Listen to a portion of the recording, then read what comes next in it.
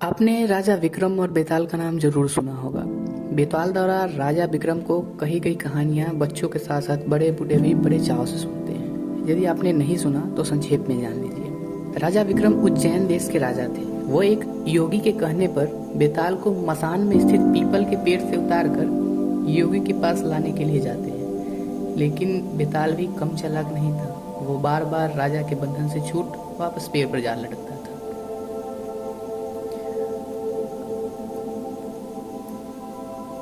जब राजा विक्रम बेताल को लेकर चलते तो बेताल एक ही शर्त पर चलने को तैयार होता।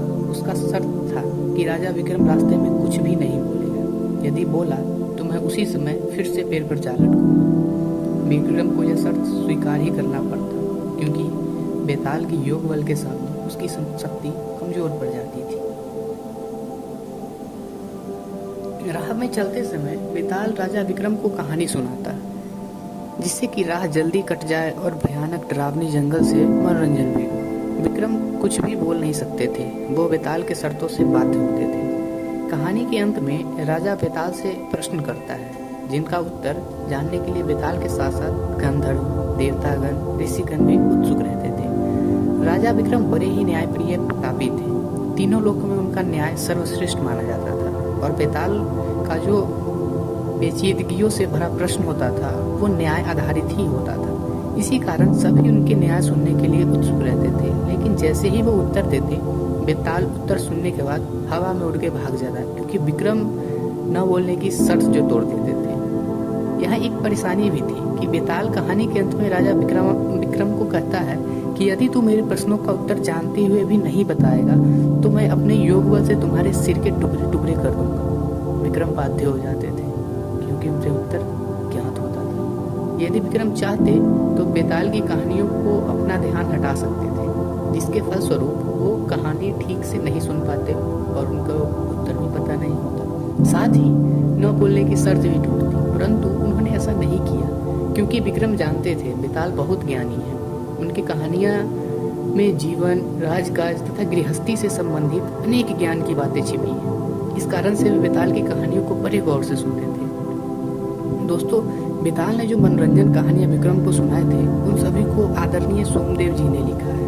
उनका पूरा नाम सोमदेव भट्ट था, जो संस्कृत भाषा के कवि थे। ऐसा माना जाता है कि इनका जन्म कश्मीर में हुआ था।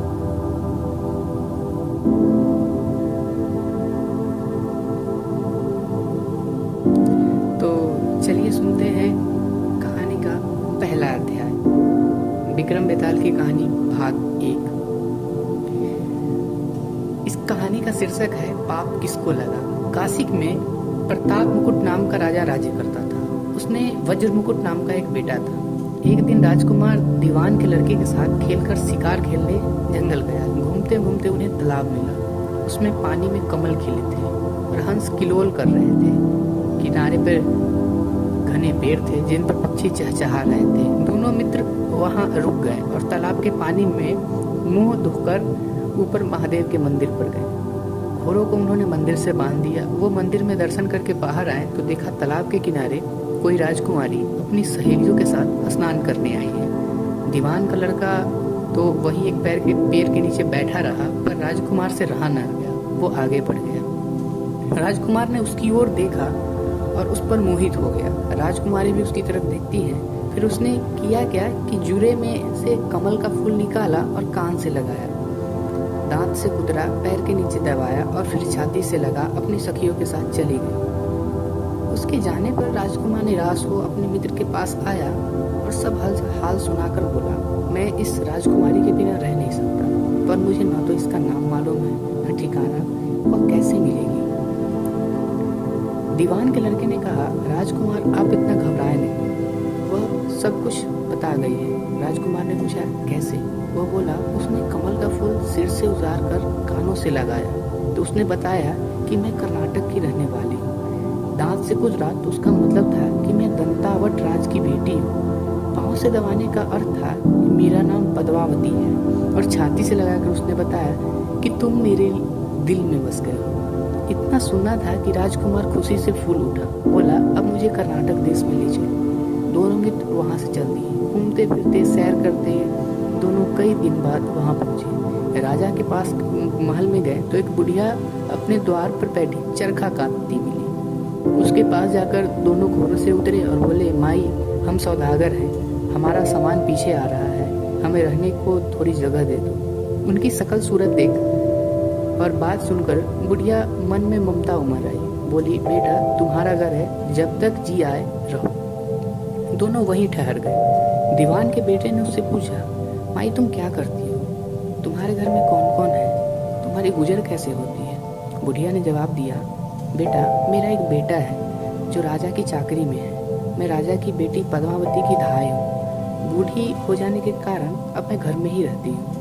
राजा खाने पीने को दे देता है, दिन में एक बार राजकुमारी देखने महल जाती है। राजकुमार ने बुढ़िया को कुछ धन दिया और कहा, माई, कल तुम वहाँ जाओ तो राजकुमारी से कह देना कि जेठ सुदी पंचमी को तुम्हें तालाब पर जो राजकुमार मिला था वह आ गया है।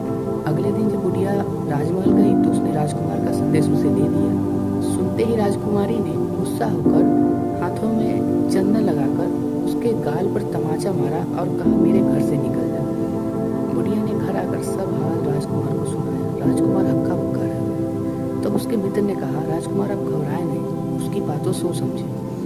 उसने 10 उंगलियां सफेद चंदन में डुबोकर गाल पर मारी है। इसका मतलब यह है कि अभी 10 रोज चांदनी के हैं, उसके बीतने पे मैं अंधेरी रात में मिलूंगी। 10 दिन बाद बुढ़िया ने फिर राजकुमारी को खबर दी तो इस बार उसने केसर के रंग में 3 उंगलियां डुबोकर उसके मुंह पर मारी और कहा, भाग यहाँ से। बुढ़िया ये आकर सारी बात सुना दी। राजकुमार शोक से व्याकुल हो गया। दीवान के लड़के ने समझाया, इसमें हैरान होने की क्या बात है? उसने कहा कि मुझे मासिक धर्म हो रहा है, 3 दिन और ठहरो।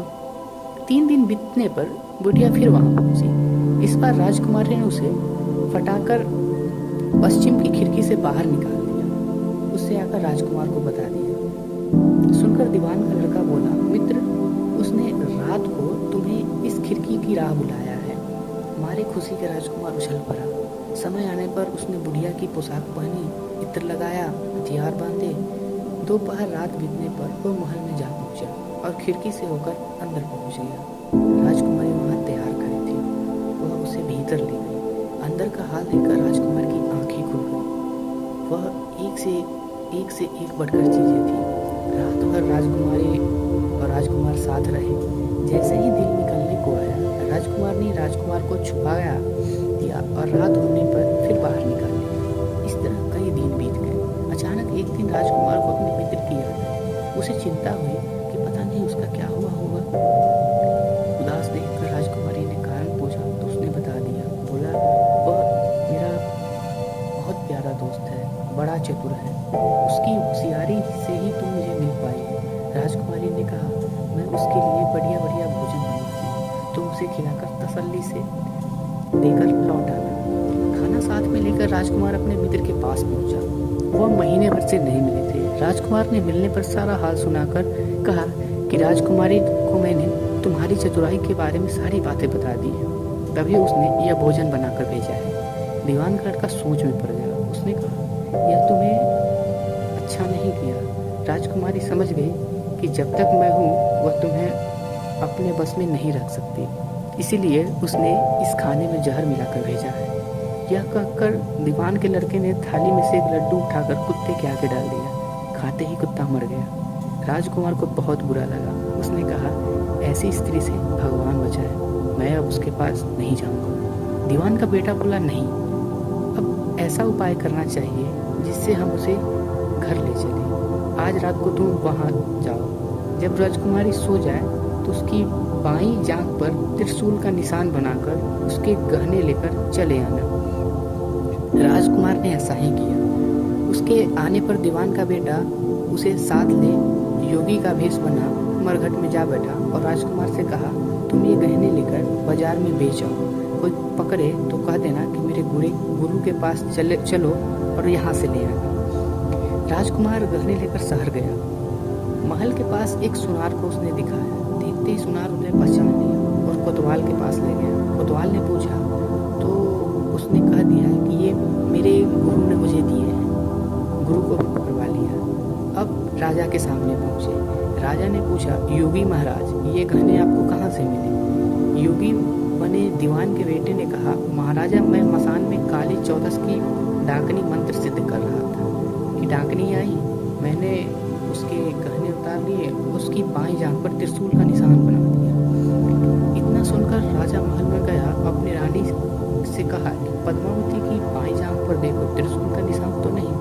रानी देखा तो सही में निशान था।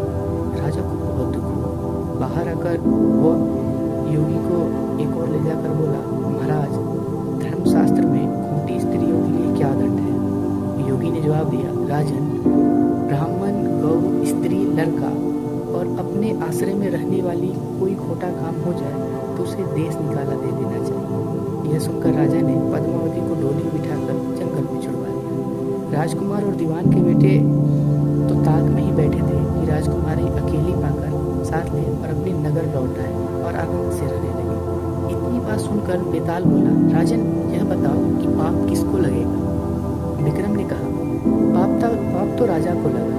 दीवान के बेटे ने अपने स्वामी का काम किया, कोतवाल ने राजा का कहना माना और राजकुमार ने अपना मनोरथ सिद्ध किया। राजा ने पाप किया तो बिना विचारे उसे देश निकाला दे दिया। राजा का इतना कहना था कि बेताल फिर उसी पेड़ पर जा लटका। राजा वापस आया और बेताल को लेकर चल दिया। बेताल बोला, विक्रम, तुम बड़े ही हठी मालूम होते हो, लेकिन कोई बात नहीं, देखता हूँ तुम कितने हठी हो और कितने धारेवान।